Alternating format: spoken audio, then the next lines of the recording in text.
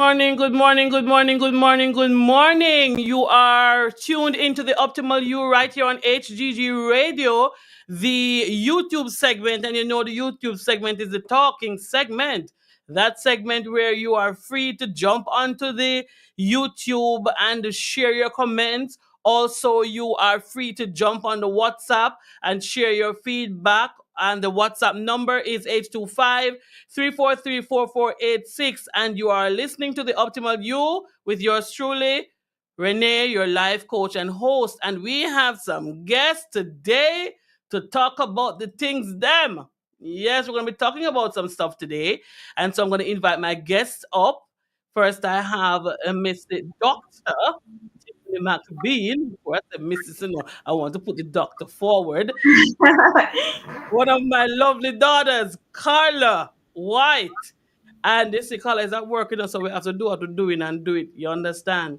So we are here to have a talk. I don't know if Pastor Dale is coming, but if he is, well, we give God thanks. If he's not, happy Men's Day, Pastor Dale.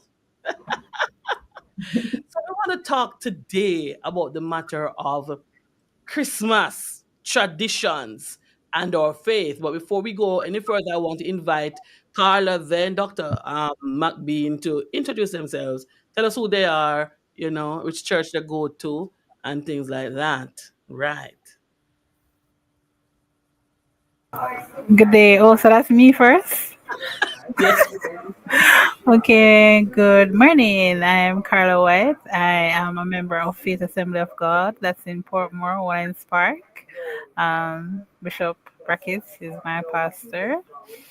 Well, I'm a single mother of two, and I am a rural girl, so I'm a country girl. I was brought up in the country, and so I am used to Christmas in the country setting. So I'm excited about sharing some of the things that I learned from my grandmother and that I have come to teach my kids as well. So I look forward to sharing. Thank you. Lovely. Dr. And Tiffany. I'm Dr. Tiffany McBean. I will be joined with my husband. So it says McBeans at the bottom. And we pastor together in Orlando, Florida at Fountain of Truth International Ministries. Christmas is my absolute favorite time of year. And so I'm excited to talk about it today and how it ties in with my faith in God. All right. So to kick it off, the first question we want to ask, and let me say, this is not this is a discussion, just a relaxed conversation. Okay, just a relaxed conversation. So the question I want to ask first and foremost, what is your favorite Christmas tradition, and how does it reflect your Christian faith? Who wants to go first? Anybody? I'll take it first. So my favorite tradition is Christmas morning service. Well, it's two of them: Christmas morning service and watching the story of the birth of Jesus. The reason being is it's something that you can identify with in terms of how the whole birth of Jesus, interacting with your kids. It's easy to pass on to them. The Christmas morning service is from the country. Always have to get up early in the morning to go out. I think it's usually like 6:30, 7 o'clock in the morning. And our grandmother, she was paralyzed, so couldn't go, but she always wake us up, wake up. And we make the busy tea or the hot chocolate tea and we drink and warm up and then Busy we walk tea? to church. Yes, Them busy tea no busy. medicine. No, them times I would drink it with milk. And it's nice with the milk. And you warm up and yes, and you go walk out with your sweaters and everything. You go to church and you worship and you come back. And then by the time you get home from church now in the mid morning, everybody would come down from town and then the big cooking and the big eating and all of that. So everybody would come for us to Yeah. have Christmas dinner together and all that. So that is good. And then in the evening, I don't know. We normally have it was radio back then when I was young. It was radio. I think it was a JVC or RJ, one of them radio station there, and you'd listen to them tell the stories. But as we got older, and you had TVJ and so forth, then you watch the story of Jesus on the TV after you have the dinner. Yes, and Nativity. so those were very nice times for us, and so that for me is still the favorite, and we still do that when my mommy is here. We still go to the country, we go to Christmas morning service. COVID kind of caused a lag in it, but we did online, and we still had the gatherings when we could. But it allows you to appreciate the gift that God gave to us, the appreciation of family and love and sharing, and that's important for us to focus on when it's Christmas time. Thank Mm, you. thanks. Dr. Tiffy. Yeah. Hi, Pastor Yes, Dale. there's and Dale's right here. Pastor Dale is right here. So it was interesting to hear that a lot of the her favorite parts of Christmas revolved around people, and our triune God is a God of community. My favorite tradition is baking with my mom. She would fill a mackerel keg of batter for Christmas pudding and for Christmas cakes. So we'd have our rum cake or pudding, our Christmas pudding and our Christmas cakes, all from one batter, just depending on if she puts water in the stove while it's being baked, and it would change the texture of it. What I liked about that, so I have four sisters, and we take turns rubbing the sugar and butter by Mm, hand, not a mixer. There was something about doing it by hand, my mom said, and so we would give all our energy to that. Music would be going on in the background. That time of year is very cool. The weather is very cool. So it was time of music. It was time of cooler weather in Jamaica and baking. And my favorite part of the baking process would be licking the batter, whatever is left. So I always definitely. remind her not to scope everything out. But but in terms of your faith, how does So that particular tradition, or if there are any other tradition that you would consider those would have been some reflecting your faith as a Christian? So also with praying in the morning. So before we could open our Christmas gifts, we would have to have our time of prayer. And so Uh, it was around breakfast time. So we'd pray, we'd give God thanks for the things that He's done for us.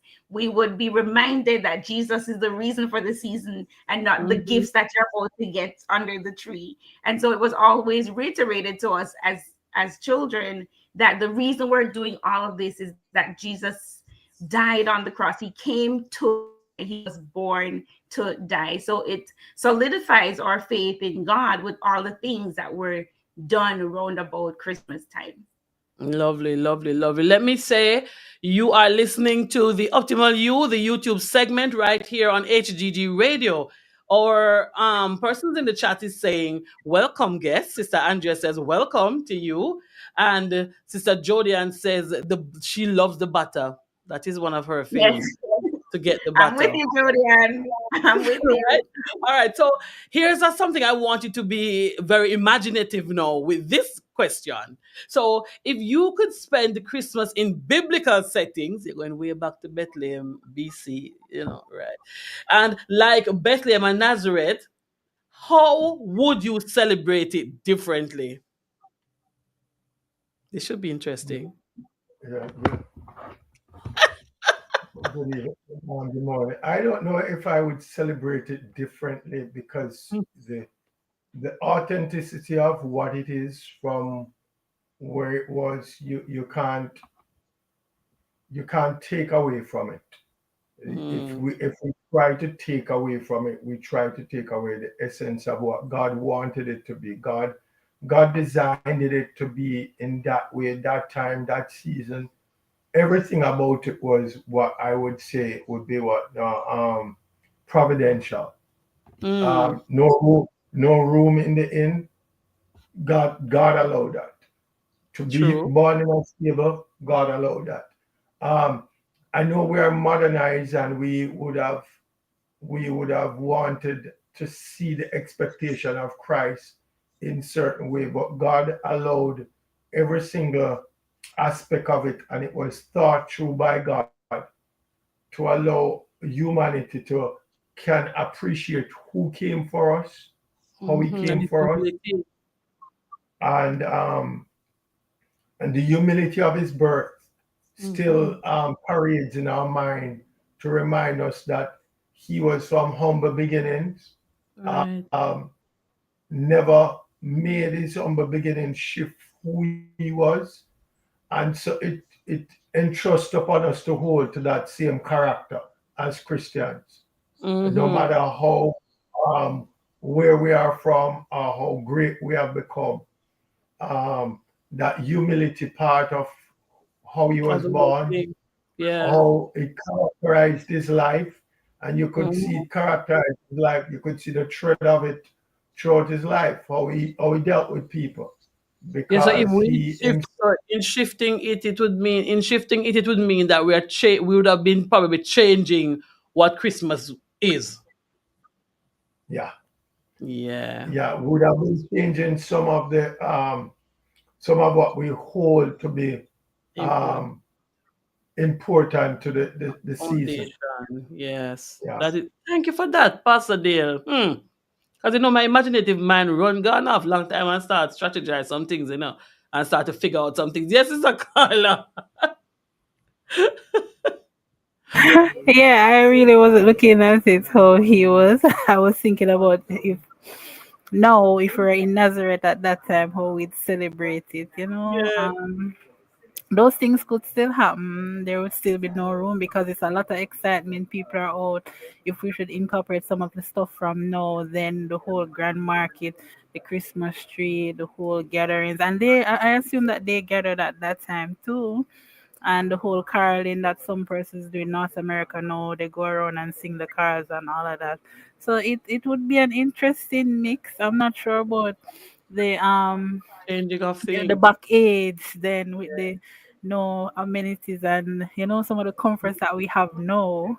It would be a little bit more uncomfortable in some ways to celebrate it, but for the most part, once you have good people and you're all together and there's music and food, everything else will for just fade away for the moment. It's just joy and happiness.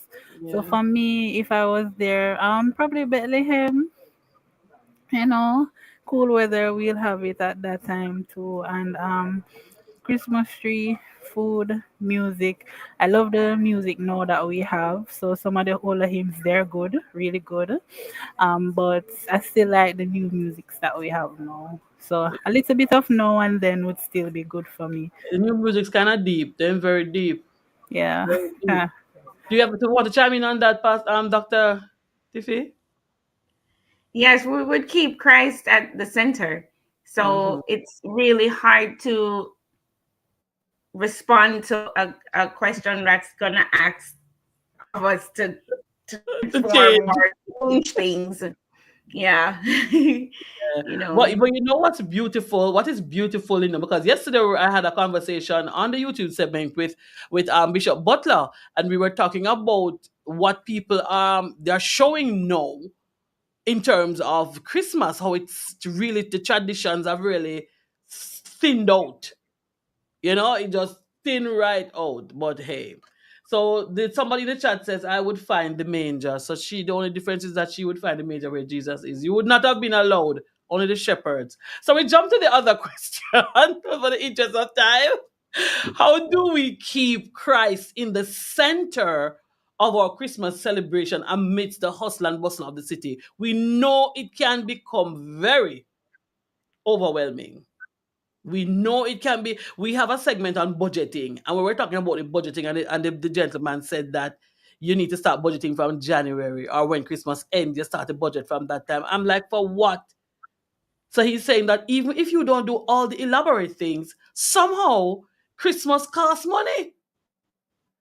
You just spend more Yes, at it's that very time. commercialized. Yeah, you It's just very find yourself commercialized, but we have to remember, yeah, we have to remember the habits and disciplines of the Christian involves quiet time with God. mm-hmm. So if we maintain the habit of waking up to give God thanks, setting aside time to worship, to to reverence him, to read from the scriptures. We're keeping Christ in the center. Yes, you're going to see additional commercials about things you want to purchase for your child, vacations you might want to go on. Yes, that's going to be there. But for the Christian, the bedrock of our faith is time with God. So Mm. I presume that it's somewhat easy for a Christian to keep Christ at the center by holding fast to or rhythm and routine of spending time with God. Hmm. But before Now Sister at Carla chimes church, in, go ahead. Go ahead. so at church, we have additional services. You might have an early morning service. You want to make sure that you're there for that one. Get your children involved. Invite your friends over who might not go to a church. You also have a watch night service. We have the tree lighting services. If your church does something like that, we have carols that we sing at church. We have a cantata. There are lots of additional activities embedded in that season at church. Get involved. Mm-hmm. That before Sister Carla chimes in, because I like to run back to what we talk about, and we talked about that yesterday as well. Because Pastor Butler was saying one of the way to take your attention off what's happening at the other places outside is when you get involved in church, get involved in the activities that are taking place in the church. But then we're talking about the tradition. If my mother used to do a particular thing at a particular time, I wasn't a Christian then. Now I'm a Christian. These traditions, how no am I going to then now fill it up with the Christian things? How am I now going to curve it? My money, I have to do a new sheet on my bed, new comforter, because that's what I'm used to. I've got to go. And it's that time I get a little bonus. So every spending is going to really take place at that time. How do I center, as you said, to Dr. Tiffany, is that you center your thoughts, maintain your usual where Christ is the center. But what happens when it comes flushing, Carla? When it comes flushing on you, how do you say, this no, this is not, this is pushing too far? How you manage Well, that? well, for me, one of the things you have to recognize is that within your household, there have to be a balance. And if you have recognized that the spending or the tradition of spending, it brings a toll on you at some point in time, either after or before, then you put a relevant budget into place and Mhm. call that budget to what it ought to It's be. budget. Uh, right? And if there are some things that are not necessary for you to meet that expectation at the time, like for instance, you would cook two, 4 or 5 meats. Whey! We for Christmas, I know for us we had beef, we had chicken, and we had fish, right? And if meat and we had ham. But Basically, we saw that. Um, so we saw that basically when we looked at it, we had those things in place. If you are not able to manage all of those, then you work around. Mine wasn't around. Mine was around. Mine was kind of twisted because we could have gone country in on Christmas Day. When we were younger, we went to country on Christmas Day. When we got older, we entertained guests for Christmas Day. So my parents mhm. entertained guests for Christmas Day. So it could be a bank manager, their family, or doctor, his family, Mm-hmm. you Yeah. Somebody know. just didn't can carry some money. So I'm just saying that when we Yeah. that's what we ended up seeing when we got older. Mhm. Those are the persons who we Yeah. would entertain. Yeah. Boxing Day, we would go back then and connect back with our family. So for me, it was a little bit different. For Christmas Day, we would have entertained. When we were younger, we would have gone to the country, probably spent Christmas Day with my mother's side of the family. Boxing Day, you spent it with my dad's side of the family. Or we had a combination of both, but we had a big party because But my family was pretty large, well, mm-hmm. still is. So they had a big party. Um, So it does so we'll cut you in a little bit, Pastor Dale, for the interest of time. But if that would mean that it is essential for your family to have a budget, based on what you're saying yeah, to me, it would be essential for your yeah, family to have a budget. You can't just spend willy nilly because by New Year's, oh God. So it is important. It would have been critical for your family to have a budget, and that is why you say. And you said something very important. You said that you need to know what you can manage, know if you can deal with that. So you saw that with your family, and probably you did a couple of years with your immediate family, and you're looking now and you say, but I don't need to do four meets.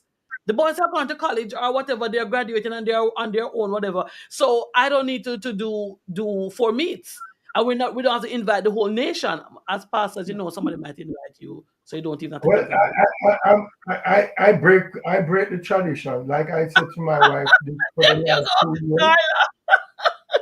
Carla, give us Right. your 2 cents, Pastor Dave. I break that. I agree. No, I agree with Pastor. I agree with him. You have to break it sometimes. Carla, like I said to my wife the other day, find a trip, we're gone. It I doesn't said work my with two nobody sons, else. No more expenses. no, because my two sons, they're going to work the day after. So my eldest is not coming home. My See there? youngest is here. He's just going to hang out with his friends. So See I just there? said, find a trip, we're gone. At this No. point in time, it's not going to be there. They're older. I Yes, guess when they get married and they get all of that, then probably some things will things will come change. back together Yeah. that way. But for right now, yeah. Carla, how do you handle the hustle and the So bustle and the Carla break tradition it down. No, I have break it. that your family? The only thing that I've held true to is watching the story of Jesus and trying to be in church that time. But the whole um gathering and being with a lot of people, that has been broken somewhat. Most Christmas now it's just me and my kids. We probably travel or do something that we wanted to do, and yes, budgeting is important. I was sharing in my group before that I have a monthly and a yearly budget. So if it didn't fit in the monthly one and it can't fit in the annual one, it's out, completely out. I'm not the one that get a whole lot of curtains and drapes when Christmas comes. When it's time to change them, I change them. I don't go all out and change everything in December. So probably because I'm an accountant, so I'm Was tight just with the figures. Yeah, but to make that clear that she's a penny pincher, but you know, The key thing to hold is, as they always tell us, Christ is the reason for the season, and not to overspend and to focus on love and sharing rather than the other festivities. Once you can help someone else to enjoy, to have a meal, hmm. and you remember to care and share. So once we hold that, all of the other traditions can go through the door. True, true. Yeah. I have a double whammy question for you. So I want to know one Christmas or church or family tradition. Christmas church. We're talking about Christmas. I don't need to emphasize that. Family or church tradition that you hold to, and you look forward to it every year. And I also want you to tell me, how do you explain the whole fun and faith-filled Christmas to your children? So before you do that, I want to say to the listeners, you are listening to the Optimal You right here on HGG Radio, and we're talking about the matter of Christmas traditions and our faith. All right, so time is going from us. So what? So go ahead and share. What do I you can look talk forward about, to, and how do you share with the children? yeah, I can talk about how I share with the children and then leave the other part of the question for, yeah. So how Carla. I share with the children, yeah, for Carla, because it's hard to think of tradition. it's very, very different in my life. I'd have to explain it another time. But how I explain it to my children is all of what we're doing is because of Jesus, that he was born in the earth at a time when a savior was needed. Everyone was left to their reprobate mind. They did what was pleasing to them, and it was hard to find a connection between earthlings, us on earth, and the divine. And Jesus came as word so that we would have access to God the Father. And I'm constantly doing that. It's also easier for us because our children started out at Christian schools. And so what we're teaching at home and what we're teaching at church, because our children are Right. pastors' kids, they're also hearing it at school. So there was a great community instilling the word of God in our children. And they could tell that it was different. They had class parties, they were exchanging gifts. Was turkey and ham at school for lunch. That's not a norm. It's not sandwiches. They give something special for lunch. And we're always at church and doing things. And so I constantly tell them everything that you're seeing is, when you think about a traditional Christmas song, it's going to be some kind of hymn. Yes, we have the Mariah Carey and we have all those things. But when you ask about traditional Christmas songs, it's a hymn and it's talking about Christ. So he is the reason for this season. Lovely, lovely. Carla, how do you deal with them when it comes to the fun part and because they want to know about Rudolph and Santa Claus as it relates to Jesus Christ? Well, my kids know that Santa Claus ain't real. um, yes, they get the Christmas tree and the pepper lights and the empty boxes under the tree decorated. But they also know that the reason why they woke up this morning, they didn't wake themselves up. And the reason why they're able to be up is because Christ came and gave us that gift of life, give the opportunity to be here, grace and mercy, the blessings that we get, all the blessings that we have, the fact that their mommy has a job, the fact that they're able to go to school, all of that is because of God. And so it's a gift that is precious and that it can never be taken away, and so we have to be grateful for that gift.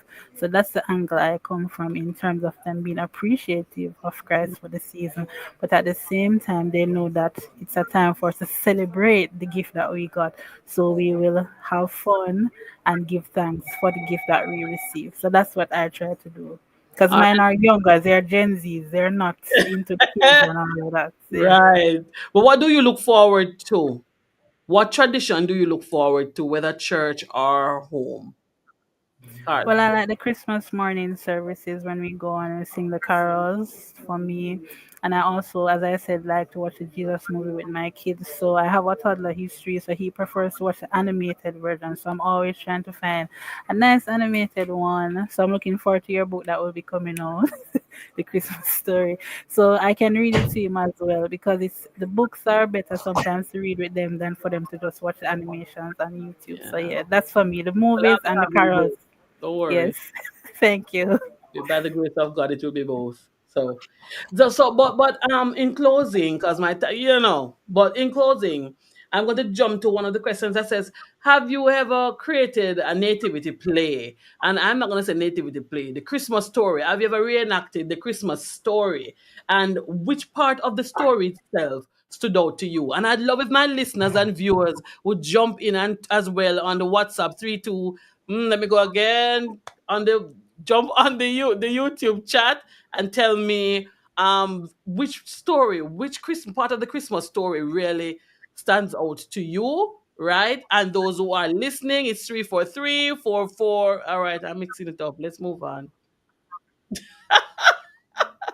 Go ahead, whichever Yes, anyone you can choose to tell me. I'd be interested in reading the comments later to see what part of the Christmas story or the nativity stood out to so many people. For me, it was where Mary got that startling news because she's never known a man. And Mm, so this shocking information that you're with child is ah, completely must be blown away. And unrealistic she's and a preteen, wasn't she? unexpected. And here was this. girl. Yes, she was just a kid. And here's this girl, what she did was ponder things in her heart. She thought the thing through. She might have been terrified, but she quickly regained her composure and said, "Be it unto me as you've said." And that quiet resolve and quiet resignation to what God has willed for her life is what strikes me the most every single time. And that's powerful, man. I didn't even look at that side.